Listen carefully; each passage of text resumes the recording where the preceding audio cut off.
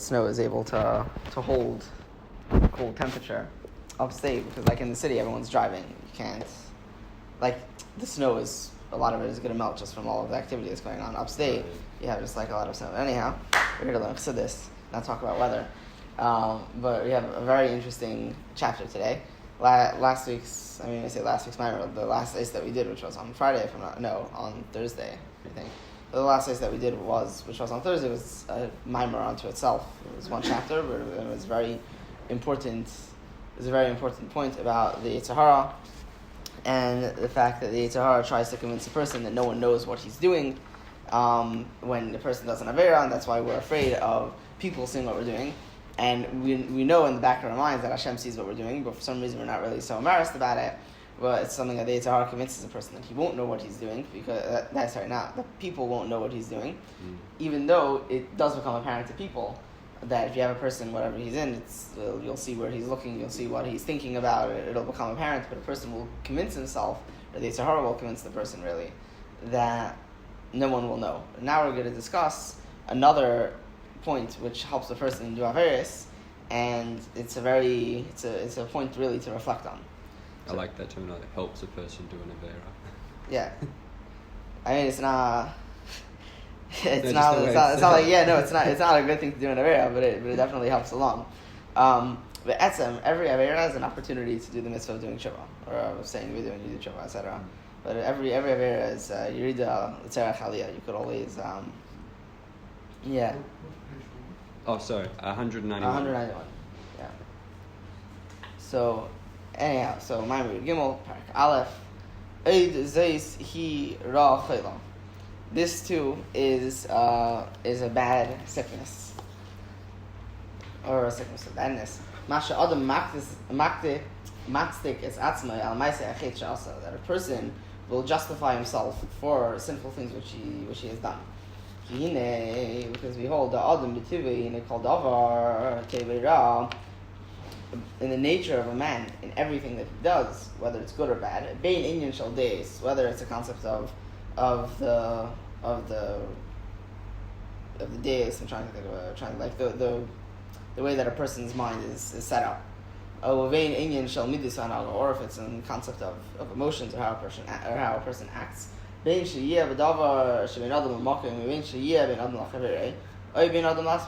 in something that's between a man and his creator, a man and Hashem, or if it's between a person and his friend, or if it's between a person and himself. If the person is good, if something good happens, the person says that he pins it on himself. He says that the good thing is because of himself. And if the thing is bad, then he'll blame it on another person. And the reason why, it's because he loves himself. Because a person naturally loves himself. Not only this, that it covers over his own sins, that he doesn't feel that he's the one who's guilty. But more than this, he actually tries to justify himself. Not just that he doesn't feel guilt, but he feels like he himself is justified. It's interesting to know just the language that he's using the whole time. This can't convince a person to do an Avera. This convinces a person to maybe do the Avera the next time. He doesn't feel guilty about the first time.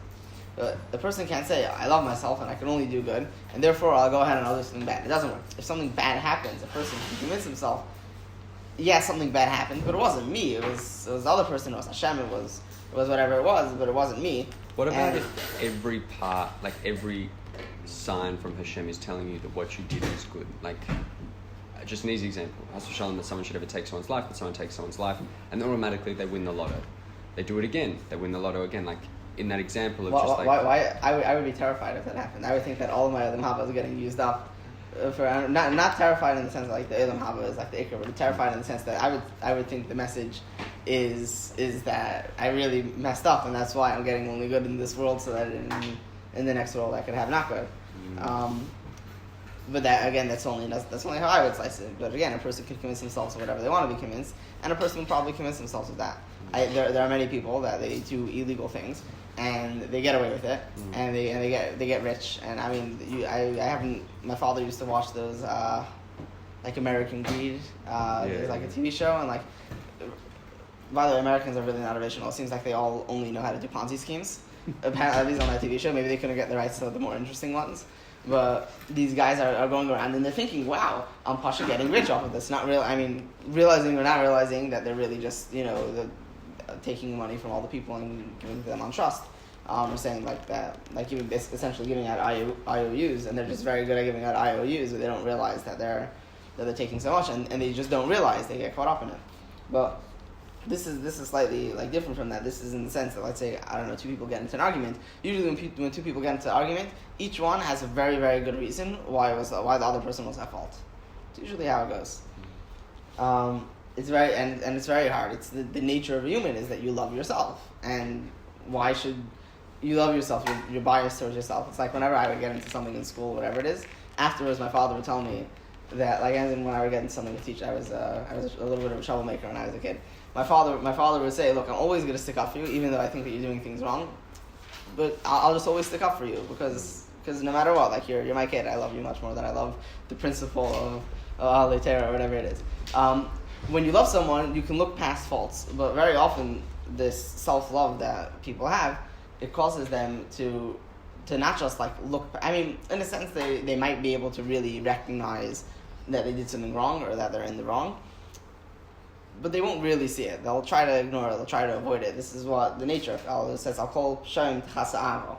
I don't remember if he actually said this line over here, but love covers over all sins or all transgressions, or however you translate Shem. So a person is really biased towards himself. So whenever a person has a problem, he'll always try to pin it on someone else. And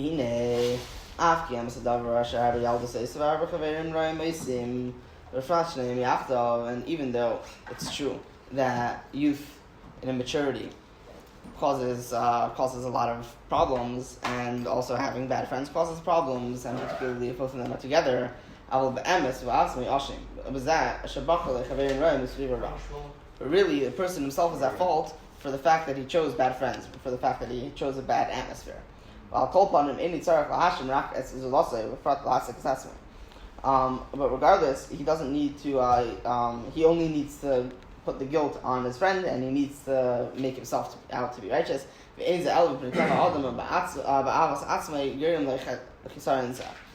And it's really only the fact that a person loves himself dearly that he causes himself this lack, this fault. Because in this detail, sometimes even Baalei Tshuva stumble. Because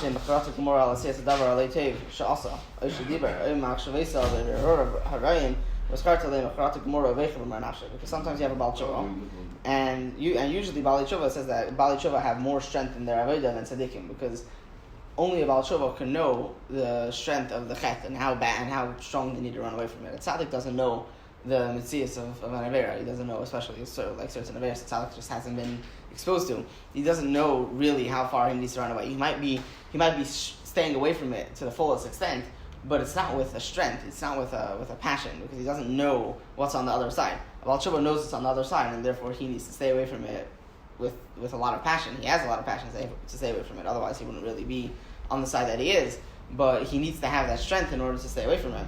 So a Baal Tshuva very often has, extreme charata for what he did, extreme regret for what he did, or for things that he's spoken or thought, and he has complete regret, and he cries about them with bitterness in his soul. With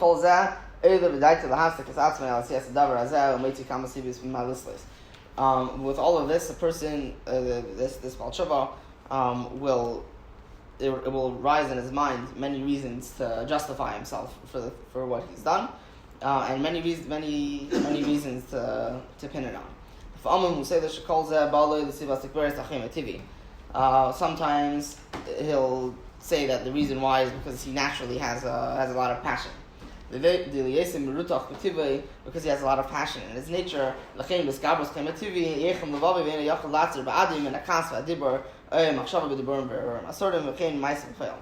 So seeing as he's extremely heated in his passion, in his nature, so his heart becomes very hot, and he's not able to stop his anger, or the things which are forbidden for him to speak or to think, which arise because of his passion, and even things that he's not supposed to be doing, but he did them because of his passion.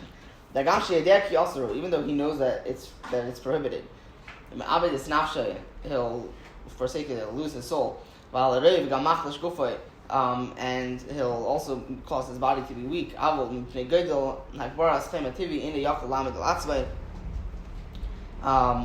because of the great heat in his nature, the great passion in his nature, he's not able to restrain himself. So even though a person knows that it's an avera and that it could really cause him to go into a bad place, but he could justify himself in a sense by saying that he has a lot of passion. So now we're talking in a sense not just to retroactively try to find a reason for why you're doing it, but a person could convince himself to actively do an avera by saying that he's justified because he has a certain thing in his nature. But people will try to find reasons for why they can do what they want to do. And this is what the Yetzer Hara tries to do, and the Yetzer Hara is very good at it because the person has a natural self-love. A person naturally loves himself. So, in a sense, it depends on the Avera and whatever it is, but the Yetzer Hara is good at his craft, and it's easy to try to find the things. So, like, one kind of person, the Rebbe Shah was saying, one kind of person will try to blame it on his passion. I'll say he's a very passionate person. I definitely don't want to take this out of context or whatever, but I feel like this is something that's relevant to the going-ons in Sydney nowadays. A lot of people that there's a sikha of the Rebbe, is actually a Purim sikha, where the Rebbe is extremely compassionate and extremely kind and polite, etc., etc.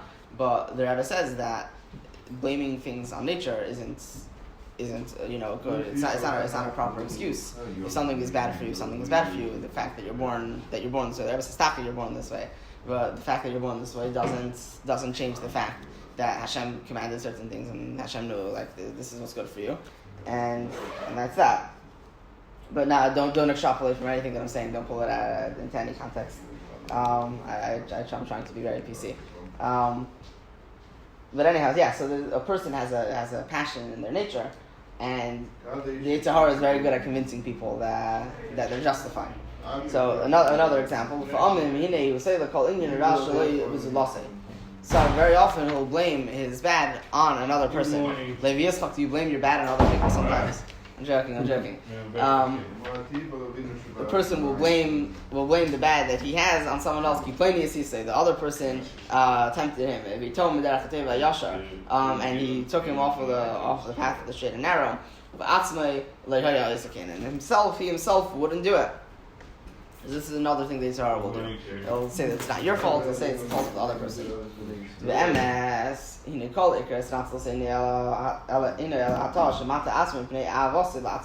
Because in truth, all of this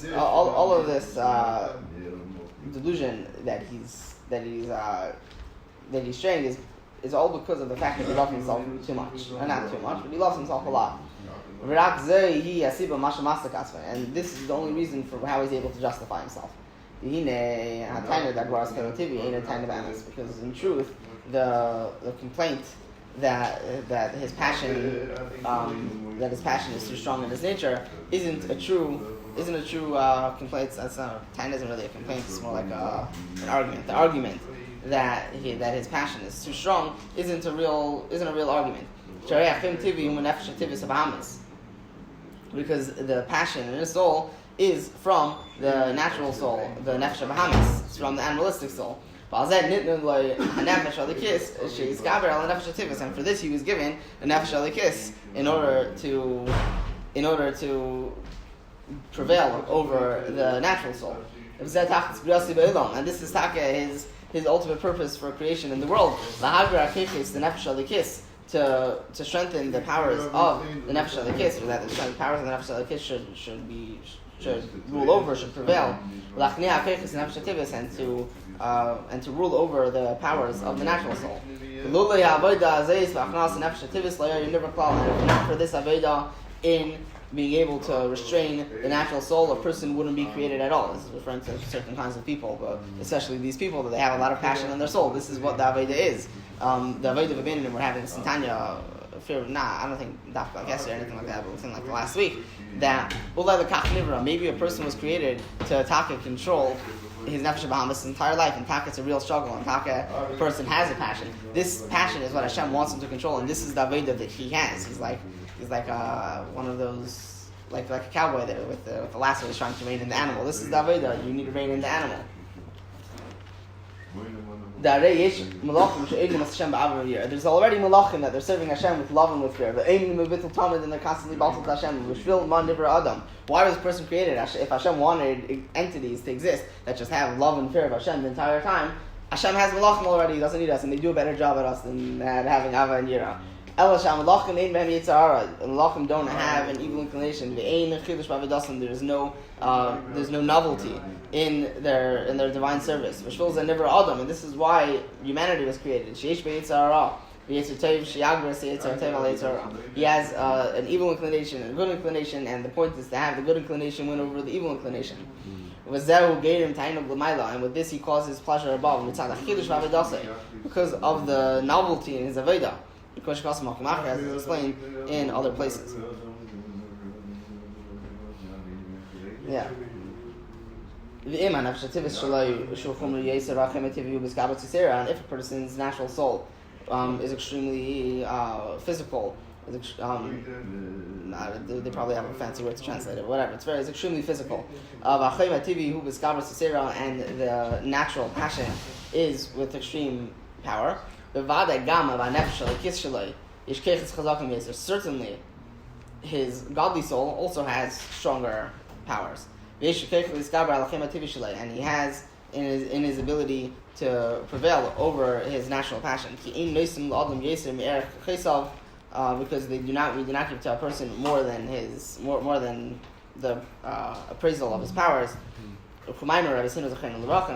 Say according to the camel is the load that you don't load a camel with too much. So too Hashem doesn't give a person a challenge that they're not able to that they don't have the power to withstand. There's a lot to be discussed on this, but we're not doing so fantastic on time. And after the fact that we see a person was given an extremely passionate nature, and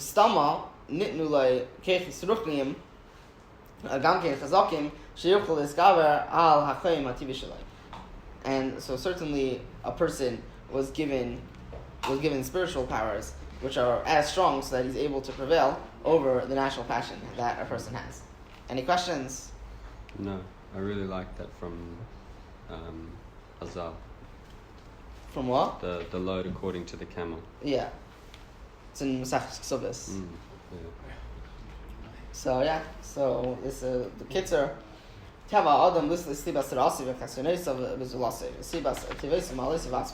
nature of a person is that he blames bad things and lackings on other people, and the good things and his advantages on him. He depends on himself. The self-love that a person has is the source of mistakes and is the reason for mistakes and the source of blemishes. It's the